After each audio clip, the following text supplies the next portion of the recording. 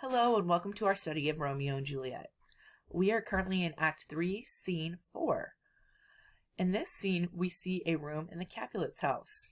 Enter Lord Capulet, Lady Capulet, and Paris. Now this is a particularly short scene, so stick with me and listen in. A room in Capulet's house. Enter Capulet, Lady Capulet, and Paris. Things have fallen out, sir, so unluckily that we have had no time to move our daughter. Look you, she loved her kinsman Tybalt dearly, and so did I. Well, we were born to die. 'Tis very late. She'll not come down tonight. I promise you, but for your company, I would have been in bed an hour ago. These times of woe afford no tune to woo. Madam, good night. Commend me to your daughter. I will, and know her mind early tomorrow. Tonight she's mewed up to her heaviness. Sir Paris, I will make a desperate tender of my child's love. I think she will be ruled in all respects by me. Nay, more, I doubt it not. Wife, go you to her ere you go to bed. Acquaint her here of my son Paris's love, and bid her, mark you me, on Wednesday next. But soft, what day is this? Monday, my lord. Monday. Well, Wednesday is too soon. Thursday let it be. A Thursday, tell her. She shall be married to this noble earl. Will you be ready? Do you like this haste? We'll keep no great ado, a friend or two. For hark you, Tybalt being slain so late, it may be thought we held him carelessly, being our kinsman, if we revel much. Therefore we'll have some half a dozen friends, and there an end. But what say you to Thursday? My lord, I would that Thursday were tomorrow. Well, get you gone. A Thursday be it then. Go you to Juliet ere you go to bed. Prepare her, wife, against this wedding day. Farewell, my lord. Light to my chamber, ho! For me, it is so very, very late that we may call it early by and by. Good night. Exit. Scene 5. An open gallery. Let's look really quick at what we just read because, as you guys know, Juliet is currently married to Romeo, and yet Capulet has promised her to his friend, Lord Paris. This might become a problem. They think that she is so depressed because of Tybalt's death, when in reality, she's crying over Romeo being banished. How do we solve her problems? Arrange a marriage for her. Now, for all my future parents who one day might have a teenage daughter or son, don't force a marriage on them to cheer them up. It's not a good plan. All right, let's keep reading to learn more. To Juliet's chamber, overlooking the garden. Enter Romeo and Juliet. Wilt thou be gone? It is not yet near day. It was the nightingale, and not the lark, that pierced the fearful hollow of thine ear. Nightly she sings on yond pomegranate tree. Believe me, love, it was the nightingale. It was the lark, the herald of the morn, no nightingale. Look, love, what envious streaks do lace the severing clouds in yonder east. Night's candles are burnt out, and jocund day stands tiptoe on the misty mountain tops. I must be gone and live, or stay and die. Yond light is not daylight, I know it, I. It is some meteor that the sun exhales to be to thee this night a torch-bearer, and light thee on the way to Mantua. Therefore stay yet, thou needst not be gone. Let me be ta'en, let me be put to death. I am content, so thou wilt have it so. I'll say yon grey is not the morning's eye, 'tis but the pale reflex of Cynthia's brow, nor that is not the lark whose notes do beat the vaulty heavens so high above our heads. I have more care to stay than will to go. Come, death, and welcome. Juliet wills it so. How is't, my soul? Let's talk. It is not day. It is. Hie, hence, be gone, away. It is the lark that sings so out of tune, straining harsh discords and unpleasing sharps. Some say the lark makes sweet division. This doth not so, for she divideth us. Some say the lark and loathed toad change eyes. Oh, now I would they had changed voices too, since arm from arm that voice doth us affray, hunting thee hence with hunts up to the day. Oh, now be gone, more light and light it grows. More light and light, more dark and dark our woes. Enter nurse. Madam, Nurse? your lady mother is coming to your chamber. The day is broke. Be wary. Look about. Exit. Then window let day in, and let life out. Farewell, farewell. One kiss, and I'll descend. Let's pause. And we have Romeo and Juliet who have been spending the night together. Uh-oh. And they hear the birds singing, and Juliet says, "Oh, don't leave yet. That's the nightingale, not the lark." The nightingale sings during the night, and they argue about whether it's the lark bird they hear or the nightingale. Romeo says, "Okay, I'll pretend like it's not it's the nightingale and stay." And Juliet says, "Oh no, you better go then. Here comes nurse, because guess what? Juliet's mother is coming in, and we can only assume why."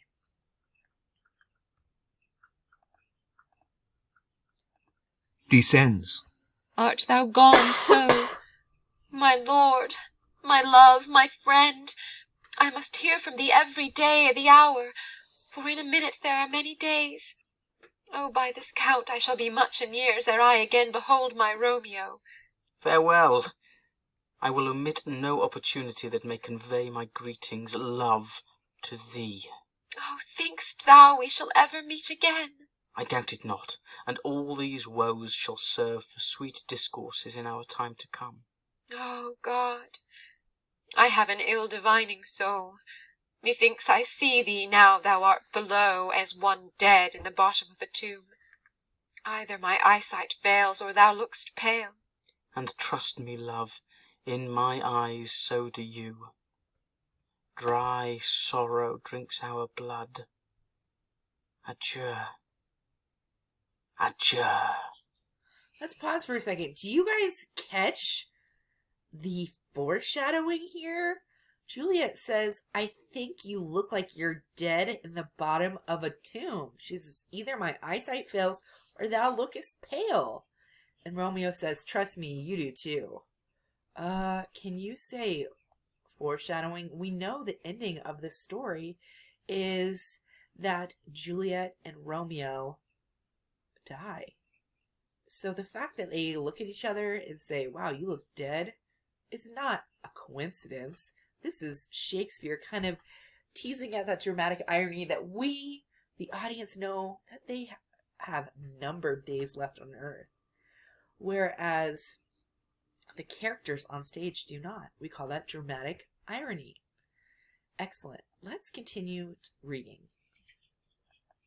Exit below.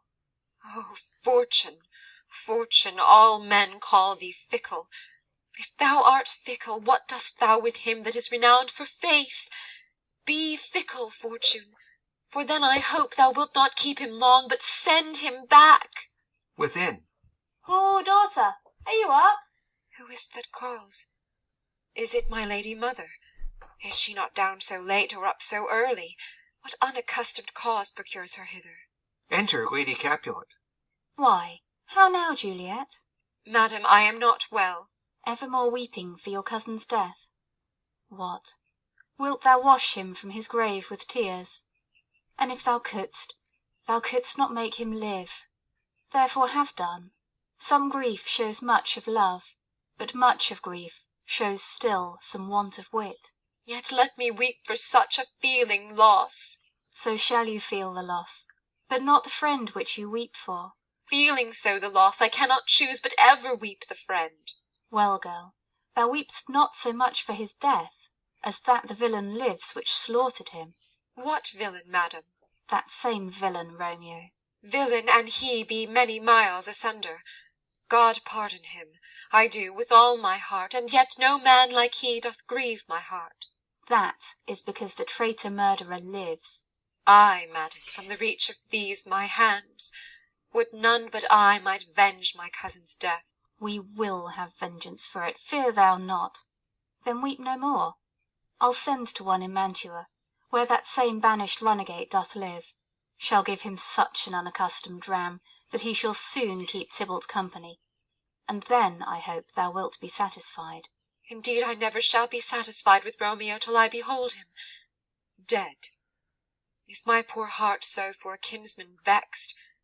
Madam, if you could find out but a man to bear a poison, I would temper it, that Romeo should, upon receipt thereof, soon sleep in quiet.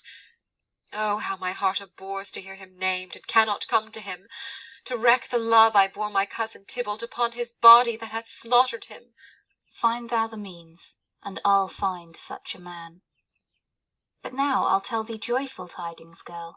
And joy comes well in such a needy time. What are they, I beseech your ladyship?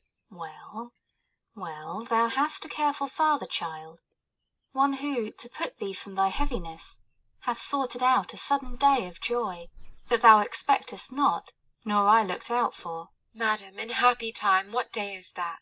Marry, my child, early next Thursday morn, the gallant, young, and noble gentleman, the county Paris, at St. Peter's Church, shall happily make thee there a joyful bride.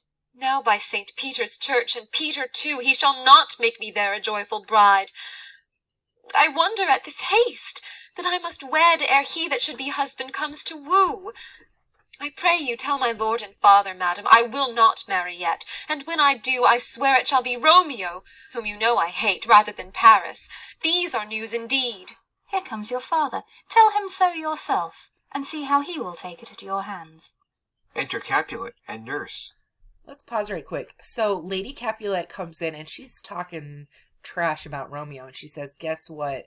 You need to stop crying for him, because I am going to send somebody to Mantua to enact our vengeance. She says, I will give him such an unaccustomed dram that he should soon keep Tybalt company.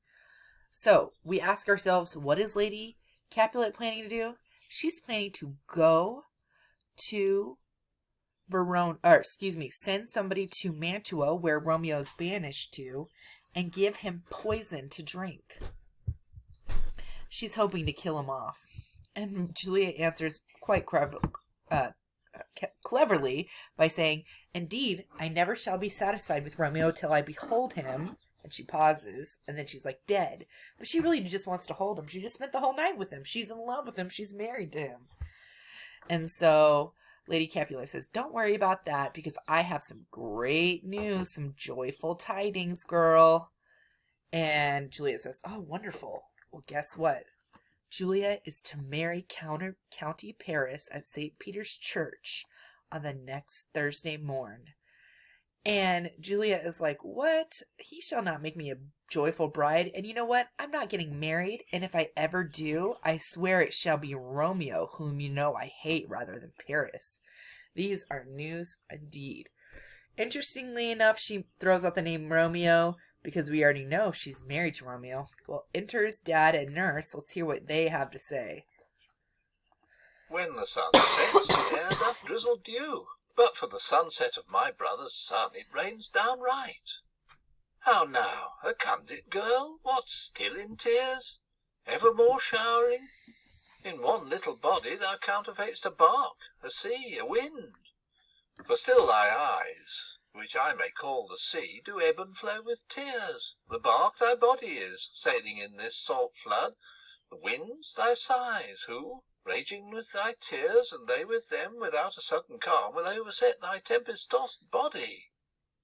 How now, wife, have you delivered to her our decree? Ay, sir, but she will none, she gives you thanks. I would the fool were married to her grave. Soft, take me with you, wife. How? Will she none? Doth she not give us thanks? Is she not proud? Doth she not count her blessed, unworthy as she is, that we have wrought so worthy a gentleman to be her bridegroom? Not proud you have, but thankful that you have. Proud can I never be of what I hate, but thankful even for hate that is meant love. How now, chop logic? What is this? Proud, and I thank you, and I thank you not, and yet not proud? Mistress Minion, you thank me no thankings, nor proud me no prouds. But fettle your fine joints 'gainst Thursday next, to go with Paris to St. Peter's Church, or I will drag thee on a hurdle thither. Out, you green sickness carrion, out, you baggage, you tallow face. Fie, what are you, mad? Good father, I beseech you on my knees, hear me with patience but to speak a word. Hang thee, young baggage, disobedient wretch. I tell thee what, get thee to church o' Thursday, or never after look me in the face. Speak not, reply not, do not answer me. My fingers itch. Wife, we scarce thought us blessed that God had lent us but this only child, but now I see this one is one too much, and that we have a curse in having her. Out on her, Hilding. God in heaven bless her. You are to blame, my lord, to rate her so. And why, my Lady Wisdom? Hold your tongue. Good Prudence, smatter with your gossips. Go. I speak no treason. Oh, God ye good. May not one speak? Peace, you mumbling fool. Utter your gravity or a gossip's bowl, for here we need it not. You are too hot. God's bread, it makes me mad. Day, night, hour, time, tide, work, play, alone, in company, still my care hath been to have her matched.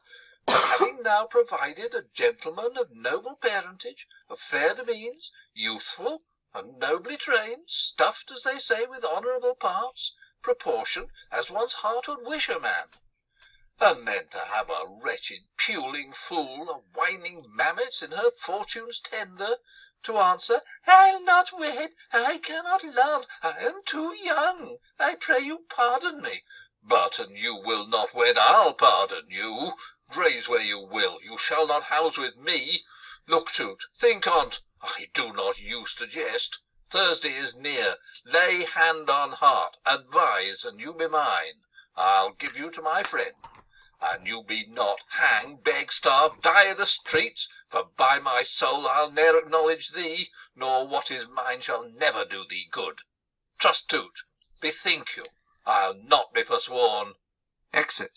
Is there no pity sitting in the clouds that sees into the bottom of my grief? O sweet my mother, cast me not away. Delay this marriage for a month, a week, or if you do not, make the bridal bed in that dim monument where Tybalt lies. Talk not to me, for I'll not speak a word. Do as thou wilt, for I have done with thee. Exit. O God!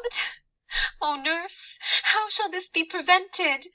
My husband is on earth, my faith in heaven. How shall that faith return again to earth, unless that husband send it me from heaven by leaving earth? Comfort me, counsel me. Alack, alack, that heaven should practise stratagems upon so soft a subject as myself.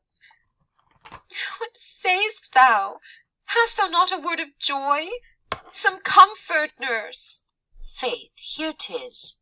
Romeo is banished, and all the world to nothing, that he dares ne'er come back to challenge you. Or if he do, it needs must be by stealth. Then, since the case so stands as now it doth, I think it best you married with the county. Oh, he is a lovely gentleman. Romeo's a dish-clout to him. An eagle, madam, hath not so green, so quick, so fair an eye as Paris hath. Beshrew my very heart, I think you are happy in this second match, for it excels your first. Or if it did not, your first is dead. Or 'twere as good he were as living here, and you no use of him. Speak'st thou this from thy heart? And from my soul too, or else beshrew them both. Amen. What? Well, thou hast comforted me marvellous much. Go in, and tell my lady I am gone, having displeased my father to Lawrence's cell, to make confession and to be absolved. Marry, I will, and this is wisely done. Exit. Ancient damnation! O most wicked fiend! Is it more sin to wish me thus forsworn, or to dispraise my lord with that same tongue which she hath praised him with above compare so many thousand times? Go, counsellor, Thou and my bosom henceforth shall be twain. I'll to the friar to know his remedy. If all else fail, myself have power to die. Exit. End of Act 3. All right, so a lot of stuff happens right here. Lord Capulet comes in and he's like, guess what? Great news. You're going to marry Paris. Well, understandably so. Juliet is really upset by this. And she says, please delay this. Delay this wedding. Why are we getting married next Thursday? And he says, guess what? You green sickness carry-on. Out you baggage. Out you tallow face. And he says, you're a disobedient wretch. I'll tell you thee what. Get thee to church at Thursday, or never look me in the face again. Speak not, reply not, do not answer me. My fingers itch. Basically, if you don't go to that wedding and get married, you will be disowned by me. Now, we may think that they're just being a little bit dramatic, but imagine Juliet in this time period. If you're a woman without any source of income or protection, you are a damned woman. And then they're saying, kind of take pity on her. So he says, if you don't do what I say, he says, hang, beg, starve, die in the streets. For by my soul, I'll never acknowledge thee. It's pretty harsh. Up until this point, Lord Capulet's been pretty reasonable. He didn't go after Romeo when he crashed the party. He didn't force Juliet to get married earlier. And now the sudden change. Juliet's like, oh my gosh. Once her parents leave, she's talking to Nurse, like, what do I do? Well, Nurse says, you know what? Just get married to the county. He's lovely. He makes Romeo look like a dishcloth to him. And Juliet's like, really? Nurse says, of course. And Juliet says, okay, well, you have really, really given me a lot of comfort. And as soon as Nurse leaves, Juliet says, you know what? I'm not going to listen to her anymore. I'm only going to keep my own opinions to myself. She is going to go to the friar for a remedy. And she says, if everything else fails, I can still die. Which seems like, again, not the best solution.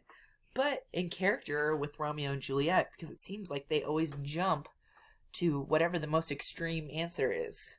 Oh, we like each other and kissed? Let's get married.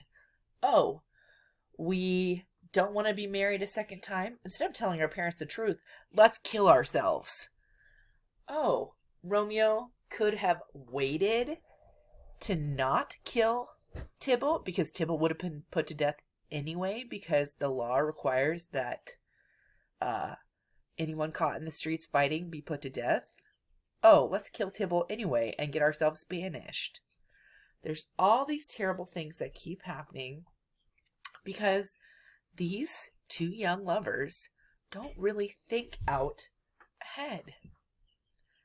I hope that this was helpful for you, and I can't wait for you to join me in Acts 4 and 5.